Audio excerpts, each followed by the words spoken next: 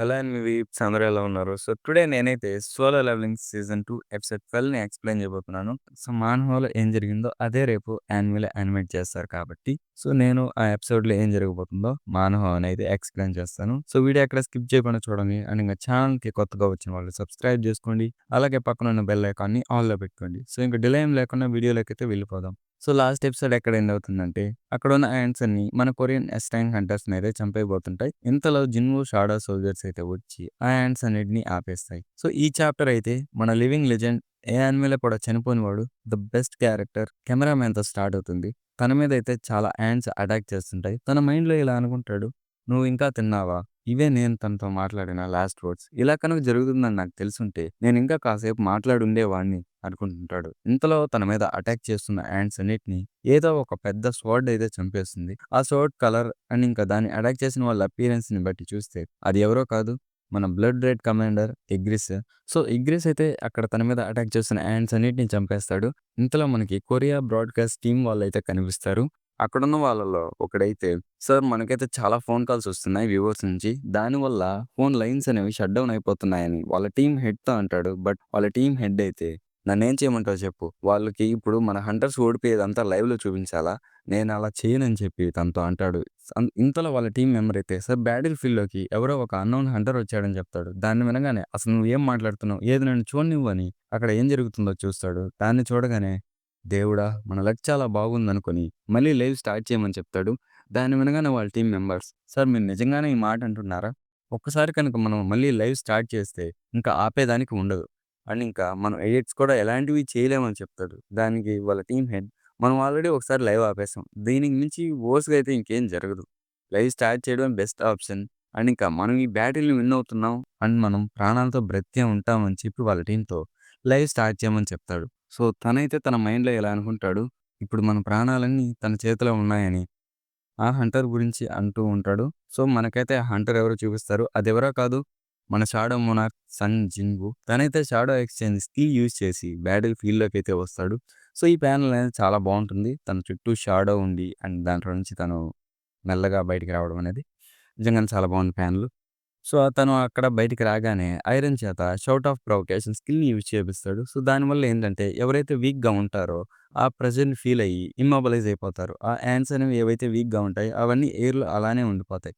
ఇంతలో Jinwoo late లేకుండా తన దగ్గరున్న డెమాన్ కింగ్ బరాన్ డాగర్స్‌తో అయితే అక్కడున్న యాంట్స్ అన్నిటిని సింగిల్ సెకండ్‌లో వైప్ చేసేస్తాడు. దాన్ని చూసిన మన కొరియన్ ఎస్ ర్యాంక్ హంటర్స్‌లో డాంగ్ వుక్ అయితే అసలక్కడ ఏం జరుగుతుంది? ఎవరు ఫైట్ చేసేది? ఒక్కరు వాటన్నిటితో ఎలా ఫైట్ చేయగలుగుతున్నారు అని అక్కడ జేర ఆలోచిస్తుంటాడు. ఇంతలో పక్కనే యోన్‌హో అయితే, "డాంగ్‌వుక్ మన టైం అయితే చాలా బాగుంది. ఇంక అంతా నార్మల్‌గా అయిపోతుంది. మనం వరీ అవ్వాల్సిన అవసరం ఏమీ లేదని" అంటాడు. సో, ఇక్కడ జిన్‌వో అయితే వచ్చిన హ్యాండ్స్ అన్నిటిని సెకండ్ లేట్ లేకుండా చాలా ఈజీగా చంపేస్తుంటాడు. సో, జిన్‌వోనే అలా ఉన్నప్పుడు తన షాడో సోల్జర్స్ తగ్గుతారా? సో, వాళ్ళైతే సేమ్ మొత్తం హ్యాండ్స్‌ని డిస్ట్రాయ్ చేసేస్తుంటారు. మొత్తాన్ని చంపేస్తుంటారు. ఇగ్రిస్ అయితే తన సోర్డ్ స్కిల్స్ అన్నీ అక్కడే చూపిస్తాడు. సెకండ్‌కి కొన్ని కుప్పలు కుప్పల యాంట్స్‌ని అయితే చంపేస్తుంటాడు. సో, ఇలా యాంట్స్ అన్నీ అయితే చనిపోతాయి. ఇంక జిన్‌వు ఇదే పర్ఫెక్ట్ టైమ్ అనుకోని తన మెయిన్ పవర్‌ని అయితే యూజ్ చేస్తాడు. రైజ్ అని చెప్తాడు. అక్కడున్న యాంట్స్ అన్నీ అయితే తన షాడో సోల్జర్స్‌గా మారిపోతాయి. దాన్ని చూసిన మన కెమెరామాన్ ద లివింగ్ లెజెండ్‌కైతే అసలక్కడ ఏం జరుగుతుందో అర్థం కాదు. జస్ట్ ఇప్పుడు ఆ యాంట్స్ అయితే చనిపోయాయి. మళ్ళీ ఎలా ప్రాణాలతో బయటికి రెజరెక్ట్ అయ్యాయి. ఇంతలో తనకు బ్రాడ్‌కాస్ట్ టీమ్ వాళ్ళు కూడా, "ఓయ్! అసలక్కడ ఏం జరుగుతుందో ఎక్స్‌ప్లెయిన్ చెయ్యి. మొత్తం కంట్రీ చూస్తుంది అక్కడ ఏం జరుగుతుందో" అని కెమెరామాన్‌తో అంటాడు.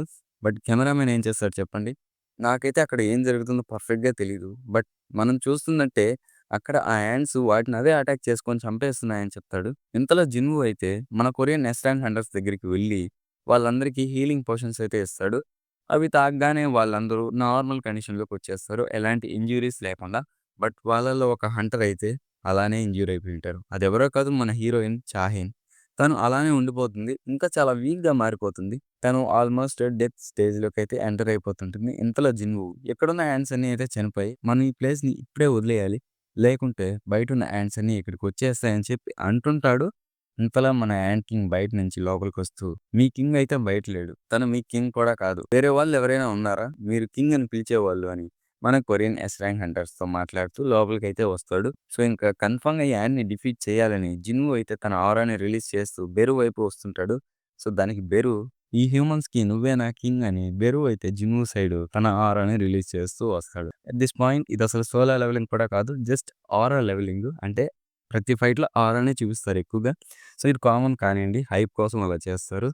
సో, వాళ్ళిద్దరు అలా ఫేస్ ఆఫ్ ఒకరెదురుగా ఒకరు నిలబడుకొని వాళ్ళ ఆరాని ఇంక్రీజ్ చేస్తూ ఉంటారు. సో, జిన్‌వు ఆరాని బెరు అయితే ఫీల్ అయ్యి, నీ ఆరా అనేది చాలా భయంకరంగా ఉందని చెప్పి బెరు మ్యాజికల్ ప్రెషర్‌ని చాలా ఎక్కువ ఇంక్రీజ్ చేస్తాడు. దానికి జిన్‌వు నువ్వు ఫైనల్లీ ఒక ఇన్సెక్ట్ లాగా బిహేవ్ చేస్తున్నావు అని చెప్తాడు. ఇంతలో మనకి 5 మినిట్స్ ముందు ఏం జరిగిందో చూపిస్తాడు. వాళ్ళైతే లైవ్ ఆపేసుంటారు. దానికి లైవ్ చూస్తున్న వాళ్ళందరూ వాళ్ళు లైవ్ ఇక్కడెలా ఆపేస్తారు? అసలు మన హంటర్స్‌కి ఏమైందని అందరూ వ్యూవర్స్ అందరూ ఆలోచిస్తుంటారు. అండ్ కొంతమందైతే వాళ్ళు మధ్యలో లైవ్ కూడా ఆపేయకూడదని వాళ్ళనైతే చాలా గట్టిగా తిడుతుంటారు. ఇంతలో అక్కడ న్యూస్ రిపోర్టర్స్ అయితే చెప్తారు. మాకిప్పుడే ఇన్ఫర్మేషన్ వచ్చింది. అది ఎస్ ర్యాంక్ హీలర్ అయిన బియంగు అయితే చనిపోయాడు. అండ్ మెయిన్ ఇన్ఫర్మేషన్ ఏంటంటే ఆ బ్యాటిల్ ఫీల్డ్‌లోకి ఒక అన్‌నోన్ హంటర్ అయితే వచ్చాడని చెప్తాడు. అండ్ ఇప్పుడు మేము మళ్ళీ లైవ్ కంటిన్యూ చేస్తున్నాం అని చెప్తారు. సో, లైవ్ కంటిన్యూ చేయగానే అక్కడ చూసే వ్యూవర్స్ అందరూ అయితే చాలా ఆశ్చర్యపడిపోతారు. అండ్ వాళ్ళైతే షాక్ కూడా అవుతారు. ఎందుకంటే ఎక్స్‌పెక్ట్ చేయలేదు అక్కడికొస్తారని. సో, వాళ్ళక్కడ చూసింది ఎవరినో కాదు మన షాడో మొనార్క్ జిన్‌వునైతే. కట్ చేస్తే జిన్‌వు వాళ్ళ అమ్మ జినాని పిలిచి మన టీవీ ఎందుకో పని చేయట్లేదని జినాతో అంటుంది. దానికైతే జినా అన్నయ్య ఎక్కడ అని వాళ్ళ అమ్మని అడుగుతుంది. సో, దానికి వాళ్ళమ్మ తను నాకు ఒక సంబంధం లేని ప్లేస్‌కి వెళ్తున్నానని చెప్పి చాలా ఫాస్ట్‌గా వెళ్ళిపోయాడని జినాతో అంటుంది వాళ్ళమ్మ. సో, జినాకైతే డౌటొస్తుందిక్కడ. అందుకే తన రూమ్‌లోకి ఫాస్ట్‌గా వెళ్లి మొబైల్‌లో లైవ్ ఓపెన్ చేస్తుంది. సో, చూస్తే అక్కడ జిన్‌వుని చూడగానే తనది సేమ్ రియాక్షన్. వ్యూవర్స్ ఎలా రియాక్ట్ అయ్యారో తను కూడా సేమ్ అలానే రియాక్ట్ అవుతుంది. తను వెళ్ళడనుకున్నాను. బట్ తనైతే అక్కడికి వెళ్ళాడు అని జినా అనుకుంటుంది. సో, కట్ చేస్తే మనకి జపాన్ హంటర్ అసోసియేషన్ మాస్టర్ అయితే అక్కడ అసలు ఏం జరుగుతుంది? గోటో ర్యూజీని ఆ ఇన్సెక్ట్ చంపేసింది. అండ్ కొరియన్ హంటర్స్ ఇంకా ఎలా బ్రతికే ఉన్నారు. నాకు అర్జెంట్‌గా కొరియన్ ఫుటేజ్ అయితే కావాలని చెప్పి వాళ్ళతో అరుస్తూ ఉంటాడు. అండ్ ఇంకా మన Korean Hunter association chairman go కూడా చాలా ఎక్సైట్ అయిపోతాడు. ఎలా అంటే తను కూర్చున్న చైర్‌నైతే బ్రేక్ చేసేస్తాడు. అంత బాగా ఎక్సైట్ అయిపోతాడు. అదిగో సంగ్ జిన్‌వూ వచ్చాడు అని గట్టిగా అరుస్తాడు. కట్ చేస్తే జిన్‌వూ అండ్ బెరు ఫైట్ అయితే స్టార్ట్ అవుతుంది. బెరు అయితే గట్టిగా జిన్‌వూని అటాక్ చేస్తాడు. దానికి మానవ వేవ్స్ అనేవి చాలా ప్రొడ్యూస్ అవుతాయి. చుట్టూ ఉన్న ప్లేస్ అంతా డిస్ట్రాయ్ అయిపోతుంది. దాన్ని చూసిన మన కొరియన్ హెస్ ర్యాంక్ హంటర్స్‌లో చాయ్ జాంగ్ అయితే తను వచ్చేసి ఒక మేజ్ టైప్ హంటర్. అలాగా కాంబాట్ స్టైల్‌లో ఉన్న అపోనెంట్స్ దగ్గరికి వెళ్ళకూడదని తను అంటుంటాడు. ఇంతలో యోన్‌హో అయితే చూస్తుంటే జిన్‌వూ తన అపోనెంట్‌ని అండర్ ఎస్టిమేట్ చేశాడు. అందుకే ఇలా అటాక్ చేయబడ్డాడని అంటుంటాడు. ఇంతలో బెరు అయితే నువ్వు చాలా వీక్. నువ్వు డెఫినిట్‌గా కింగ్ కాదు అని తను అలా అంటుంటాడు. ఇంతలో జిన్‌వూ అయితే ఏం జరగనట్టు అలా సైడ్‌కి నిల్చుంటాడు. నాకిదైతే one of the most favourite panel. ఎందుకంటే చాలా బాగుంది ఈ ప్యానెల్. తను స్ట్రాంగ్ అటాక్‌ని తీసుకొని కూడా ఏమి లేదన్నట్టు ఇలా సైడ్‌కి పెట్టి నిలబడడం అయితే ప్యానెల్ అయితే చాలా బాగుంది. సో, జిన్‌వూ అయితే ఆ అటాక్ ఏమీ లేదన్నట్టు కమాండర్ టచ్‌నైతే యూజ్ చేసి బెరూని తన దగ్గరికైతే లాగేస్తాడు. సో, కమాండర్ టచ్ అంటే ఏంటి? ఏవైనా ఆబ్జెక్ట్స్ ఉంటాయి కదా! వాటిని మనం డైరెక్ట్ టచ్ అనేది లేకుండా ఆ స్కిల్‌ని యూజ్ చేసి వాటినైతే టచ్ చేయొచ్చు. సో, బేసికల్లీ మనం ఇక్కడి నుంచే వాటిని కంట్రోల్ చేయొచ్చు. అలా జిన్‌వూ ఆ స్కిల్‌ని యూజ్ చేసి బెరూనయితే తన దగ్గరికి లాగి ఒక గట్టిగా అయితే అటాక్ చేస్తాడు బెరూని. దానికి అక్కడెక్కడో పడతాడు. సో, బెరు ఎలా అటాక్ చేస్తాడో దానికి 3x అయితే పవర్‌ఫుల్‌గా ఉంటుందిది. అలా దూరంగా బెరు పడిపోతాడు. దాన్ని చూసిన మన కొరియన్ ఎస్ ర్యాంక్ హంటర్స్ అయితే షాక్ అయిపోయి అసలు జిన్‌వూ ఒక మేజ్ టైప్ హంటరేనా అని వాళ్ళే క్వెషన్ చేసుకుంటుంటారు. అలా దూరంగా పడిపోయిన బెరు అయితే జిన్‌వూ సైడ్‌కి చాలా ఫాస్ట్‌గా వస్తుంటాడు అటాక్ చేద్దామని. ఇంతలో జిన్‌వూ అయితే బెరూని అటాక్ చేయగానే తనకర్థమవుతుంది. ఆ యాంట్ బాడీ అనేది చాలా హార్డ్‌గా ఉంది పెనెట్రేట్ చేయడానికి. మేబీ అది ఎక్సోస్కెలిటన్ వల్లేనా అనుకుంటుంటాడు. సో, ఎక్సోస్కెలిటన్ అంటే ఏంటి? మన హ్యూమన్స్‌కి ఎండోస్కెలిటన్ ఉంటుంది. ఇదొచ్చేసి మన బాడీ లోపలైతే ఉంటుంది ఎండోస్కెలిటన్. బట్ ఈ ఇన్సెక్ట్స్, ఈ కొన్ని లివింగ్ ఆర్గానిజమ్స్‌కైతే అది బయటుంటుంది ఎక్సోస్కెలిటన్. షీల్డ్ లాగా మనకి లోపల ఎలా ఉంటుందో వాటికి బయట. సో, అది చాలా హార్డ్‌గా ఉంటుంది పెనెట్రేట్ చేయడానికి. సో, జిన్‌వూ చాలా ఇరిటేటింగ్‌గా ఫీల్ అయ్యి ఆ ఎక్సోస్కెలిటన్ గురించి మళ్ళీ కమాండర్ టచ్‌నైతే యూజ్ చేస్తాడు. ఇంతలో బెరు జిన్‌వూ మీదకైతే అటాక్ చేస్తాడు. దాన్ని జిన్‌వూ చాలా ఈజీగా బ్లాక్ చేసి తన ఫేస్ మీదైతే గట్టిగా అటాక్ చేస్తాడు. దానికి తన ఎక్సోస్కెలిటన్ అయితే పగిలిపోవడం స్టార్ట్ అవుతుంది. దాన్ని చూడగానే బెరుకి ఏం అర్థం కాదు. నేను ఒక బ్యాటిల్‌లో ఓడిపోతున్నానా? అది ఒక హ్యూమన్ చేతిలో. అసలు ఎవడు వీడు అని జిన్‌వూనైతే చూపిస్తారు. సో, ఇక్కడ జిన్‌వూ అయితే టేబుల్స్ మార్చేసుంటాడు. బెరు వచ్చేసి ప్రెడేటర్. అక్కడున్న హంటర్స్ అయితే ప్రే. బట్ జిన్‌వూ ఏం చేస్తాడు దాన్ని రివర్స్ చేసేస్తాడు. జిన్‌వూ ప్రెడేటర్ అయ్యాడు. అక్కడున్న బెరూనైతే ప్రేగా మార్చేసాడు. సో ఇంతే గైస్ వీడియో. ఒక పార్టే అప్‌లోడ్ చేశాను. నెక్స్ట్ పార్ట్ అయితే రేపు అప్‌లోడ్ చేసుంటాను. వాళ్ళు ఎపిసోడ్‌లోనే క్లిఫ్ హ్యాంగర్స్ పెట్టారు కదా! అండ్ ఇంకా ఇది కొన్ని కారణాల వల్ల అయితే ఈరోజు ఒక పార్టే చేశాను. సో వీడియో నచ్చిన వాళ్ళు లైక్ చేయండి. అలాగే ఛానల్‌కి కొత్తగా వచ్చిన వాళ్ళు సబ్స్క్రైబ్ చేసుకోండి. అలాగే పక్కనున్న బెల్ ఐకాన్‌ని ఆల్‌లో పెట్టుకోండి. అండ్ ఇలాంటి వీడియోస్ మీకు ఇంకా కావాలంటే తప్పకుండా కమెంట్ చేయండి. అండ్ ఎక్స్‌ప్లనేషన్ వాయిస్ ఎలా ఉందో డెఫినిట్‌గా కమెంట్ చేయండి. సో మీరైతే డైరెక్ట్‌గా చెప్పేయండి బాలేదంటే బాగాలేదన్నట్టే. సో మీరైతే మర్చిపోకుండా అది మటుకు చెప్పండి. ఇది చాలా అవసరం.